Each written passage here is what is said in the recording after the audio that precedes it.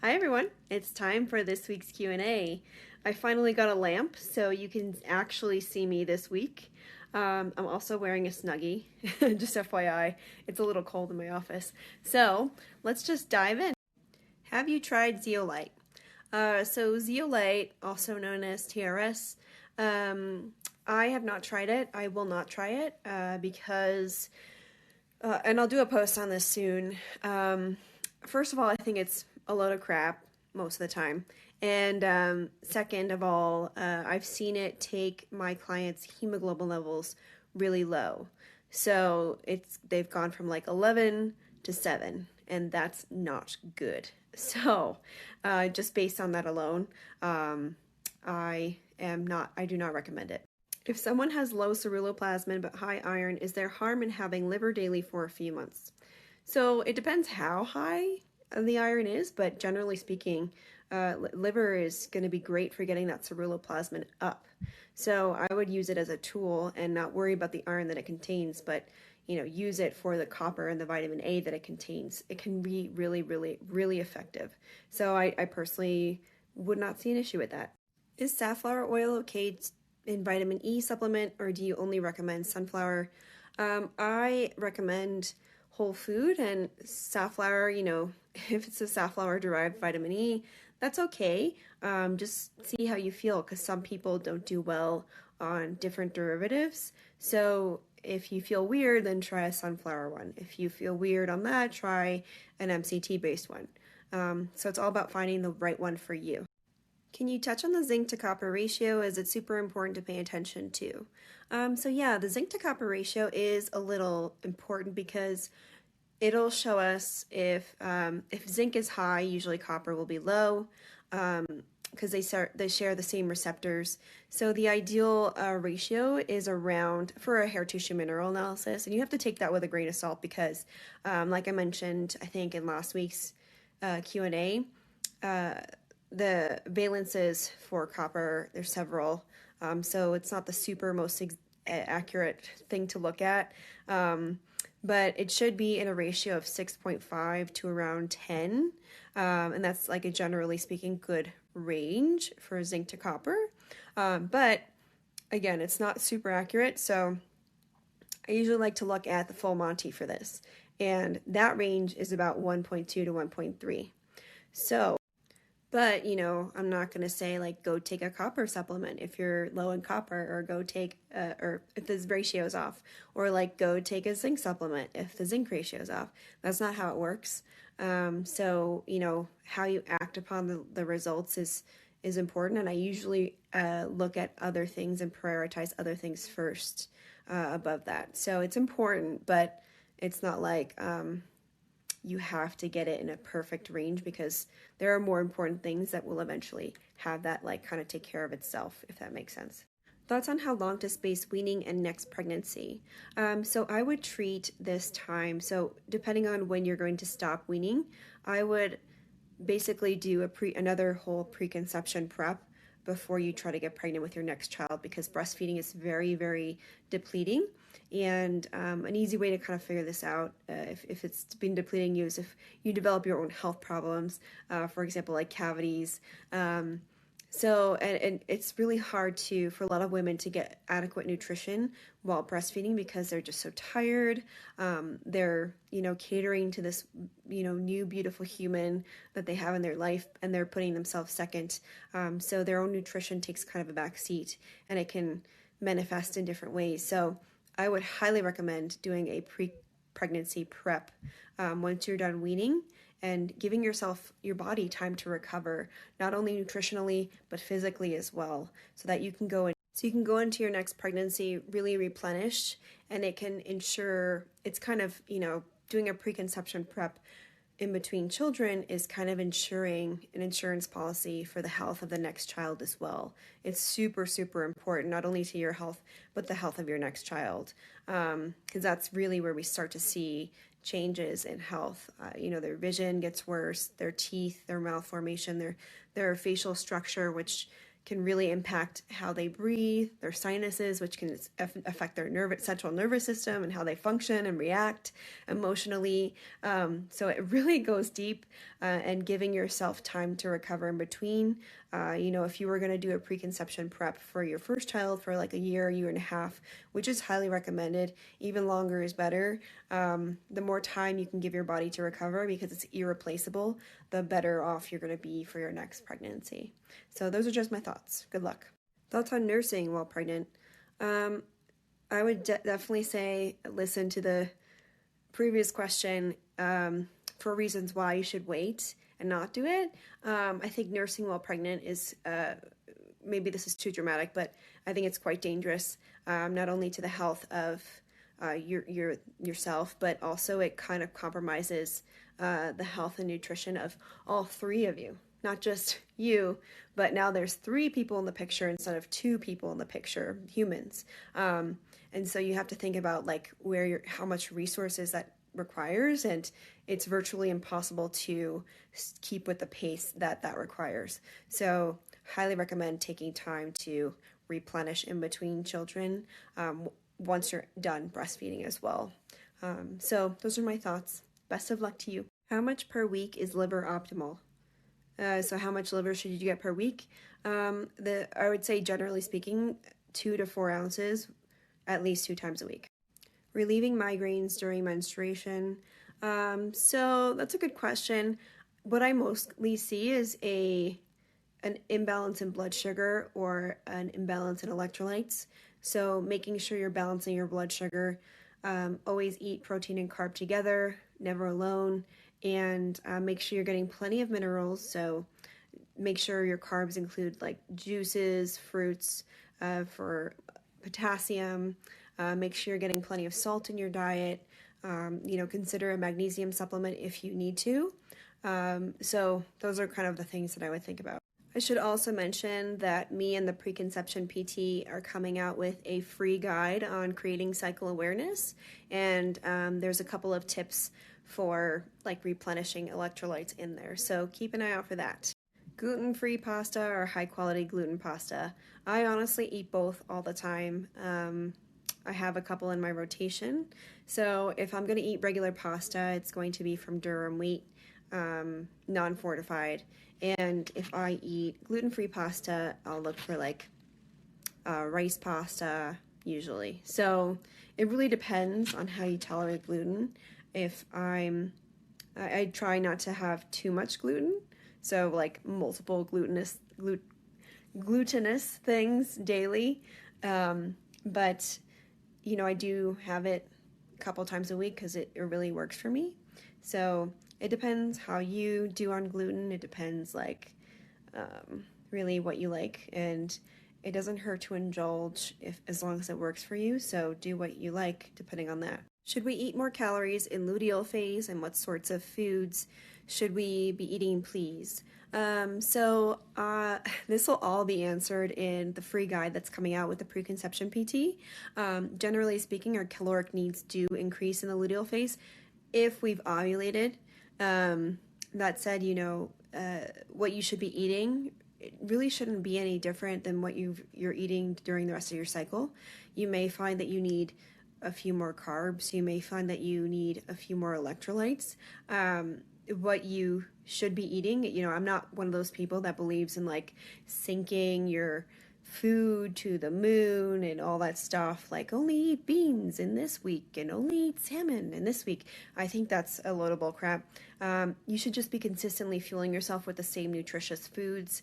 Of course, include things that you like, but it doesn't have to be super complicated. So stay tuned for that guide because I think it'll help. Do you prefer desiccated liver supplements or organ meat supplements? I like liver because it's so nutritious, and like the nutritional content in liver is pretty incomparable. But that said, I do like other organ supplements. So, if you're someone that can afford to purchase more than one desiccated organ supplement, then yeah, go for it. I think it's great. Have any info on rheumatoid or psoriatic arthritis? So these are autoimmune conditions, and any autoimmune condition is going to be driven by stress, There's usually an estrogen factor and there's usually an iron component as well. So I would check out my post titled The Root of Autoimmunity. It's pretty far back. It's navy and has like the roots of a tree. So I would start there, and you really just have to focus on reducing stress, and reducing estrogen and as well as iron can also help. So hopefully that gives you a good place to start. Are all vitamin D3 supplements pretty much the same? Which are better? They're pretty much all the same, and they're pretty much all crap. Do you think women should take a prenatal, even seeking healths, or from food only? So whether or not you take a prenatal is going to be up to you. And, the clients that I work with, I guide them through how to use food and make sure that they're getting the nutrition that they need, versus taking a prenatal, because I don't think that they are as helpful as most supplement companies would have us believe, as most even doctors would believe. So that said, if a woman wants to continue taking their prenatal, I just educate them on the risks and how this can impact their nutrient stores, and the consequences that supplementing certain nutrients can have. And if she knows and is at least informed, then at least she's making an informed decision on that. That said, I think it's totally possible for a woman to forego a prenatal. I think they can be harmful, and there's a much better way to approach this. This is what I'll be teaching in my upcoming course with the preconception PT, because I think that prenatals are overglorified and provide, they can be harmful, and they provide a false sense of security. But that said, it's a very touchy subject, and I hope to be able to bring more light, because there truly is a better way. Can too much beta carotene have adverse side effects? So yes, beta carotene feeds pathogenic bacteria in the gut, and the more beta carotene you eat, the less efficiently you can convert it to vitamin A, retinol, which is what we actually need. So those are just a couple of downsides, but yeah, I don't like beta carotene very much. Best way to get hemoglobin up in pregnancy? So yeah, that's a good question. Oftentimes, the mother's hemoglobin levels will drop in the third trimester, for several reasons. I have a post on this. Check out iron levels and the third trimester. It's a post titled that. But basically, there's only so much hemoglobin to go around, and there's this misconception that for midwives and doctors, and they give these crazy ultimatums that your hemoglobin levels have to be in a certain range. But the healthiest babies are born with hemoglobin around 8.5 to 9.5. So how to keep them up during pregnancy is basically the same way you would keep them up during non-pregnancy. So getting lots of copper-rich foods, getting lots of retinol-rich foods, and giving your body the ingredients that it needs to manage iron properly, getting stress down as well. So it's, I usually work one-on-one with someone if they're against the timeline or really want to hone in on this before it becomes a problem. I don't have any spots open for coaching at this very moment, but I will in the new year. So if it's something that you're thinking about or just asking about and you have some time left, feel free to drop your name or email address in the link in my bio, and we can work together on this when I have new spots open. Iron optimal levels per lab test. I've been dealing with anemia since I had a miscarriage. I bled a lot. I'm so sorry to hear that. I really, really feel for you. I hope you're okay, first of all. So iron levels, they're not properly, the usual conventional tests won't give you a good picture of your iron levels. You need to get a full Monty iron panel. So I'd highly recommend getting that and then working with someone that can help you interpret this and really see what's going on. Taking cream of tartar in my water, do you recommend that for a source of potassium? Yeah, I love cream of tartar. It's an excellent source of potassium. Keep it up. How to fuel your thyroid during pregnancy to prevent TSH from rising. So you would fuel yourself the same way, do kind of the same things. as if you weren't pregnant. It's kind of the same. Thyroid health doesn't really change too drastically, although during pregnancy there's an aspect of control that we kind of lose. Things can get all over the place, and you have to give yourself a little bit of grace, but in generally speaking, most people have trouble converting T4 to T3. And how do we support that? We make sure that we're keeping our liver full of sugar, so eating adequate carbohydrate and making sure we're eating that with protein and not ever eating those two alone. Eating at a frequency that works for you, so making sure whatever that is. Usually during pregnancy, we find ourselves having to eat more frequently, maybe smaller meals, but making sure you're fueling yourself properly there, frequency-wise, and then making sure you're getting enough copper-rich foods, because that copper is also required for this conversion. So check out my post titled Copper-Rich Foods post. And I talked a lot about this in my recent podcast with Matt Blackburn, so go check that out as well.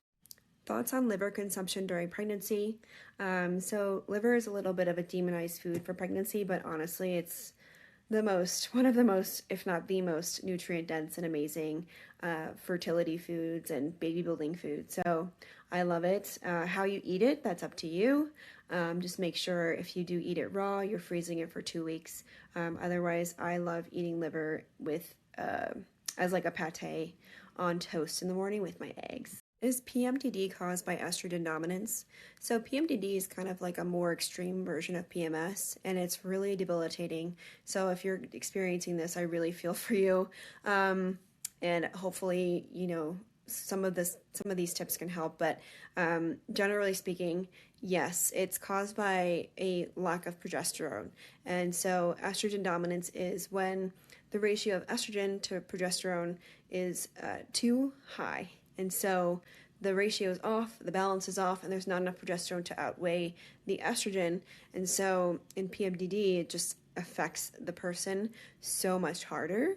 And so I would take a look at a couple of posts. Number one, my estrogen dominance post. It's like royal blue with a lady waving a female symbol in the air. I would also take a look at the recent post I did on endometriosis. That's another really estrogen-driven disorder. I would also take a look at my carrots post, because there's a good tip there for reducing estrogen exposure. And I have a post coming soon this week, maybe next week. I'm not totally sure when it's going to come out, but it'll be more tips on how to reduce estrogen exposure to help. So hopefully that helps. I wish you good luck. Tips for restless leg syndrome. Could it be a magnesium deficiency? So it's almost always a magnesium deficiency, but before you go supplementing that, you need to make sure your other electrolytes are in balance, because supplementing with magnesium can turn on basically all of these enzymes that we're sleeping, and it can give us a really bad detox reaction sometimes. I'm not saying that's going to happen to you, but sometimes. So you may want to start with a mag oil spray and then see how it goes from there. Celery juice, yay or nay? Nay for me. Thoughts on gallbladder issues? So this is something I'm very well versed in dealing with clients. It really stems from a couple of things, usually stress. There's usually an estrogen component, and we have to make sure that we're providing our body the building blocks to properly release bile and get that flowing. So one, I would make sure you're sitting down and eating in a stress-free environment. Make sure you're actually sitting down, no distractions, no TV, no phone. Be present with your meal. That's a huge, simple tip that really works. Two, maybe incorporate some bitter foods or digestive bitters, because that'll help the digestive process overall. Usually if something goes wrong up the chain, it's going to have an impact down the chain. And this is why something as simple as sitting down and eating can really help the gallbladder do it. The kind of fats you're eating as well make a huge difference. So are you eating crappy fats, polyunsaturated fats, because those really burden the gallbladder and the liver, of course. They can make the bile really sludgy, and you want to really focus on saturated fats and medium chain triglycerides to really help support the gallbladder. So hopefully those tips help, but Yeah, it can be really debilitating, the pain. I know how that feels. And I guess one more thing too is to kind of reduce estrogen exposure, because that can also slow down the digestive system, especially if you've come off the birth control pill and are experiencing this kind of gallbladder pain. So working on all those things can hopefully help you. Beef liver capsules instead of eating liver by itself. What's a substitute for veggie people? So beef liver capsules are okay in my book if you don't want to eat liver. Of course, fresh liver is going to be better and more readily absorbed by the body, but liver capsules can still be a great alternative. As far as like a vegetarian option, there really is none. Remember, the nutrients in liver are so bioavailable because they're the animal form. Take vitamin A, for example. You cannot get real retinol, which is what you need to have good, proper copper metabolism, without animal sources of retinol. Beta carotene doesn't cut it. So there's really no substitute, and this is why vegans and vegetarians or plant-based dieters can have iron problems. So some food for thought. How can you improve insulin sensitivity? So my number one recommendation is to remove polyunsaturated fats from your diet, or minimize them. I should say it's impossible to remove them, but minimize them. We are bombarded with them. So check out my highlight titled PUFAs and start there. Pre-AM workout, is drinking OJ mixed with gelatin enough, or do I need solid food to lower stress? Usually a liquid meal, especially first thing, is not going to be enough to lower stress. The only way to tell is to check your temperatures and pulses, and also check your temperatures and pulses after your workout as well. But 99% of the time, it's not going to work. Coffee after a meal, does a liquid meal count if it includes protein and carb? It depends on you as a person. It depends what order this meal was in. Usually if it's the first meal, again, it's not going to work if you have coffee after. So I would check your temperatures and pulses and see how you're responding to it. That's the only way to tell. Which is more important, organic or PUFA free? It depends on the context. So it really depends, but I try to go for PUFA free. So for example, I will buy potato chips that are not organic with coconut oil over organic potato chips with canola oil or safflower oil, sunflower oil. So hope that helps. Multivitamin versus prenatal for thyroid support. How about neither, and use real food to support your thyroid? Is working out before eating in the morning a definite no-go? Thanks. Yeah, that's a definite no-go unless you want to wreck your metabolism. Is intermittent fasting okay? It depends on what your definition of okay is, but if your definition of okay is a low metabolism, if your definition is, short-term gain for long-term pain, if it's, prioritizing survival over reproduction and long-term health, then yeah, it's okay. But for long-term sustainable health, for good metabolism, for fertility, no, it's not okay.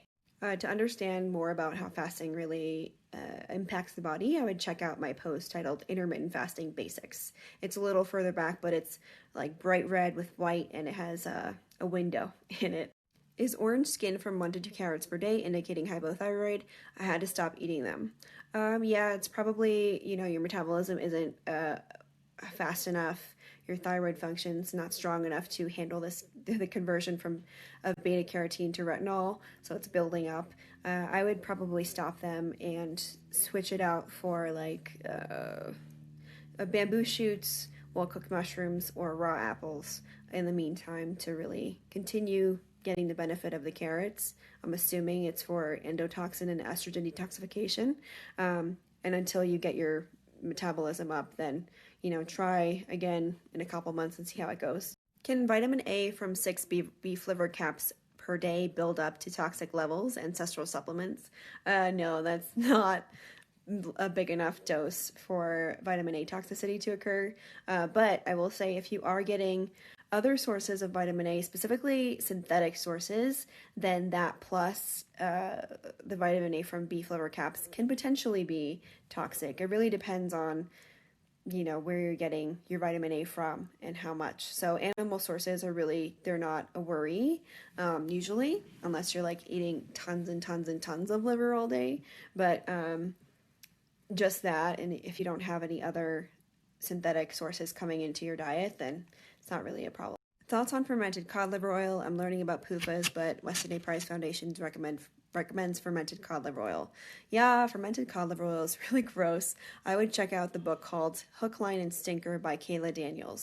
Thoughts on Mary Ruth Organics supplements? So not a huge fan. I think most of her supplements or the company supplements are liquid or like they're not pill form. So a lot of them actually contain PUFAs in them. And it does sound like they're sourced from foods, which is slightly better, but it's still like a lot of the supplements contain things I would never supplement anyway, especially the prenatal and postnatal. I just wouldn't supplement a lot of the stuff. So I guess that means I'm not a fan. What's a good macro ratio for women with amenorrhea? So macros, aside from any condition that you have or anything that you're struggling with, macro ratios are completely dependent on the person. So unfortunately, I can't provide you a macro ratio. That said, you probably don't want to be restricting calories or restricting any kind of macros either, just because your body needs to come out of a survival state that it's in. So I hope that helps, but I hope it also gives you a little bit of freedom to kind of go for whatever you want. Best bee pollen, one from a local farmer, but otherwise, if you're looking to order it online, I use Greenbow or Honey Pacifica, and they're great. Wondering what you think about eating walnuts if cracking them out of the shell myself. That's great. That's the ideal way to have nuts. I just might add sprouting on top of that to remove some of the anti-nutrients. You can Google that and find instructions pretty easily. My skin bumps heal very slowly on my face. What could I do? So skin is a reflection of what's going on internally. So if our skin is healing slowly, or we have poor wound repair, because pimples and bumps can be like a wound. They're basically wounds on our face. So if we have poor wound repair, we have to look at the nutrients that really help wound repair. So are we getting enough retinol, real vitamin A? Are we getting enough zinc? Are we getting enough copper? Copper is huge for wound repair because all of those damaged or injured sites and cells need energy to repair themselves. So it's, it very much correlates to an energy deficiency. So I'd be making sure you're getting enough copper, vitamin A, zinc, and that doesn't mean supplementing these things. That means getting them through food. So I would check out my other posts like copper-rich foods, my posts on zinc, my posts on A for more information.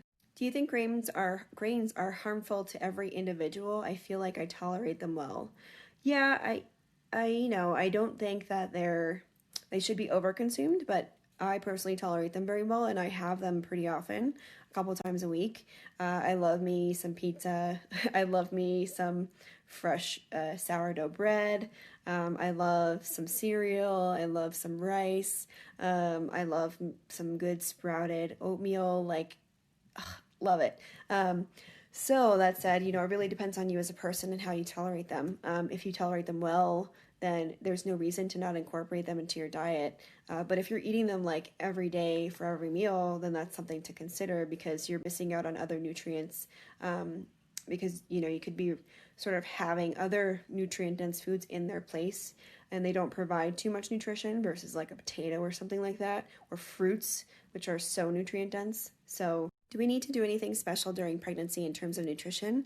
There is so much we can be doing during pregnancy for nutrition. There's definitely foods that I make sure my clients are getting in specifically daily, specifically weekly, to help them meet their nutritional needs. So I would say yes, there's definitely things you can be doing during pregnancy for nutrition, and I'm going to talk about this a lot more in the upcoming course with the preconception PT. So if you're interested in learning more, sign up in the link in my bio because I'll send an update, when we're getting closer to launch.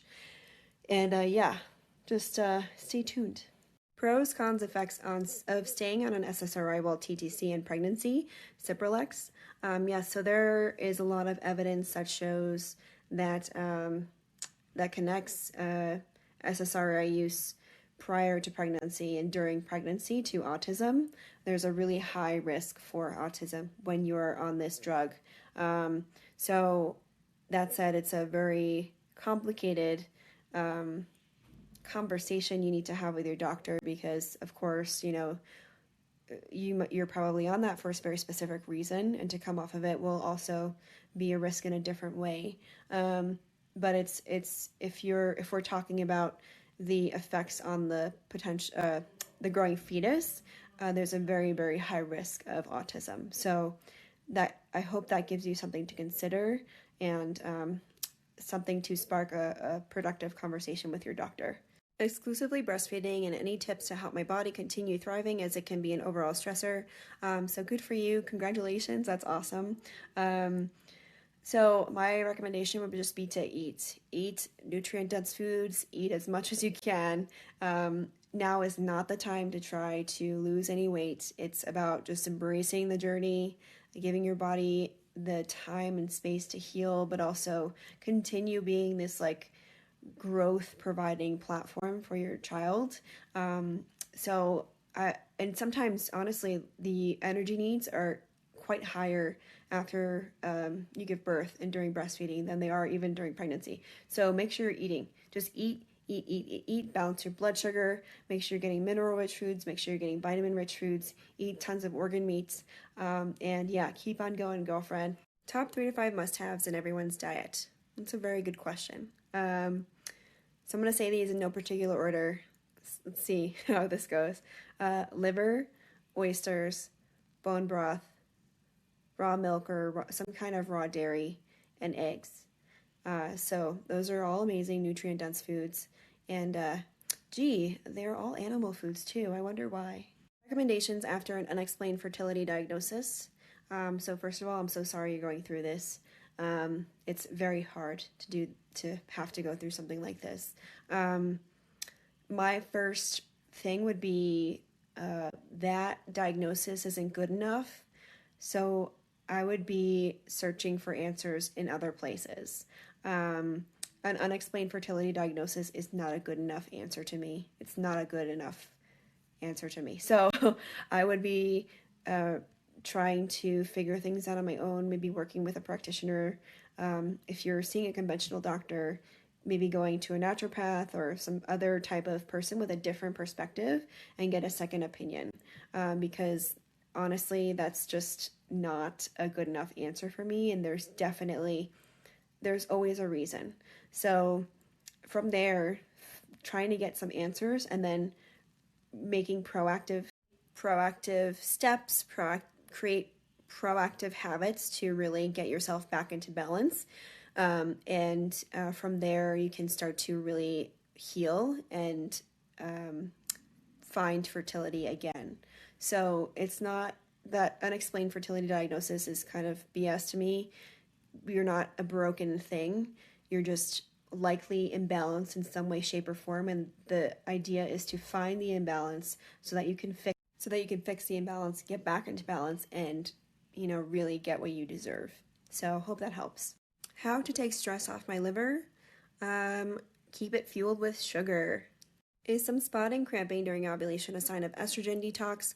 What else causes this? So it can be a sign of estrogen detox if you are actively trying to detoxify estrogen, or it can just be a sign of high estrogen. It really depends on what you're doing before. So I would check out my post called Middle Schmers or ovulation pain as well, because that could have something to do with it too. But yeah, if you're actively trying to detoxify estrogen, that is likely the culprit.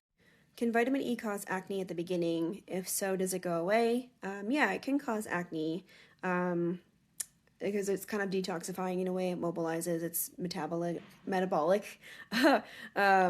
But if you continue to have acne, it could be some kind of reaction to the actual vitamin E. So I would keep an eye out for that. And if it continues, then maybe you want to look at the actual supplement and see what's in it and is it, bothering me.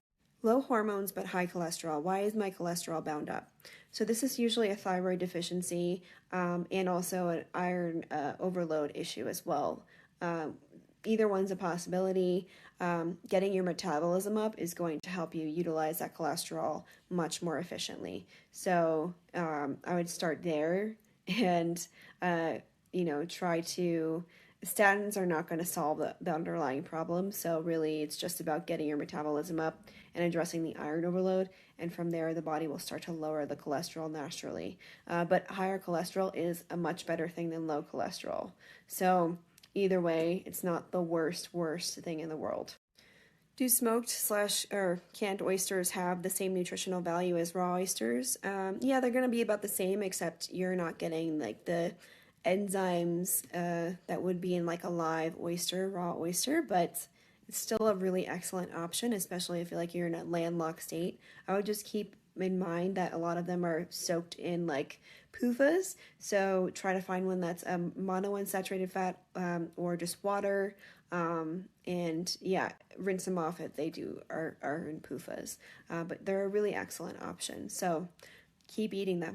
Best birth control option, in my opinion, the least harmful is the fertility awareness method, and it's actually proven to be more effective than the birth control pill. So the fertility awareness method is just using signs and symptoms of your period, like temperature and pulse, cervix height, cervical mucus, to really figure out when exactly you're ovulating to then prevent a pregnancy. So you're abstinent, or maybe you use barrier methods while you're fertile. So I highly recommend this. I wish I was taught this when I was younger, because I would be so much better off, but who knows, maybe I wouldn't be doing what I do now because of my terrible experience with the birth control pill. But yeah, I love the fertility awareness method, and it's been successful for me as long as the years I've been using it. So yeah.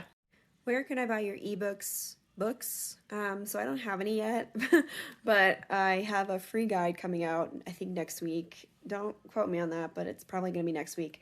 And I have a course coming out soon.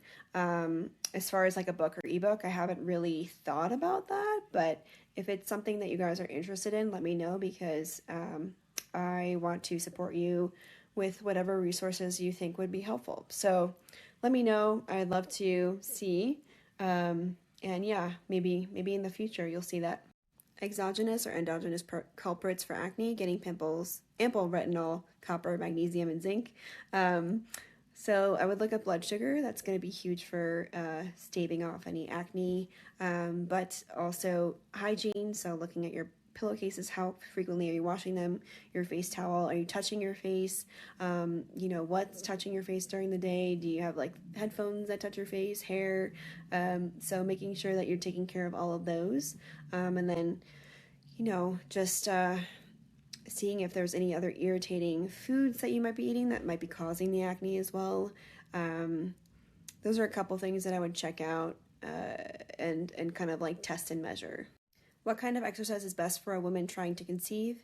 That's going to be exercise that doesn't push you into a survival state, because when we're in a survival state, that will redirect resources from reproduction to survival. So an example of this is running, or any kind of cardio or high intensity training, because that really pushes us further and further into a sympathetic state, a survival state, and it's harder and harder to come out of it. That said, if you're an athlete and you're still fertile and you're not having any trouble conceiving, then maybe it's worth, continuing to do what you do. But I see time and time again the type of exercise that a woman is doing is really affecting their fertility. So it's about not going too hard or too crazy or too ham, foregoing the aesthetics, because that's really not what fertility is about, and doing things that are supportive and, bring you happiness and joy as well, but doing movement that's going to support your fertility. So I hope that helps. What do you think about high-dose vitamin C infusion? I think it's poison. Okay, everyone. That's all I have time for today. My phone's about to die, but there's a couple questions that I definitely want to include next week. One's on glutamate sensitivity. I will answer it, I promise. But in the meantime, hope you enjoy this week's Q&A. Hope you find it helpful. And stay tuned for more stuff on my stories this week.